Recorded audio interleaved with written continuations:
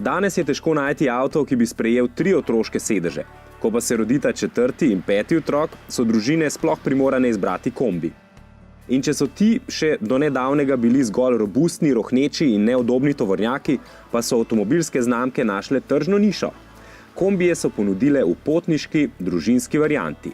Dobro zvočno zatesnjeno, se pravi tiho kabino, z električnimi vrati, ki otrok ne morejo poškodovati, ter sploh z opremo, zmogljivosti in voznimi lastnostmi osebnih avtomobilov. In takšni kombiji niso navdušili samo velikih družin. Te novodobne enoprostorce zdaj kupujejo celo samo 5-članske družine. Še posebej tiste, ki svoj prosti čas preživljajo na kolesih, surfih in v kempih, ter imajo nekaj več podpalcev. Novodobni kombiji torej ne rešujejo več zgolj prostorske stiske, ampak predstavljajo alternativo dragim avtomobilom, med drugim se to recimo kaže tudi v tem, da je Mercedesov kombi V3 najbolje prodajani Mercedes.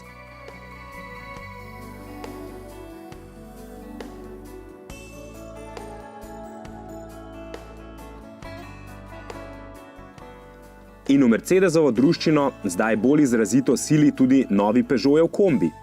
Seveda je še vedno na voljo kot klasični tovorni kombi ali kot poslovni šatel in manj premožne veččlanske družine bodo v paleti še našle ustrezno izvedenko.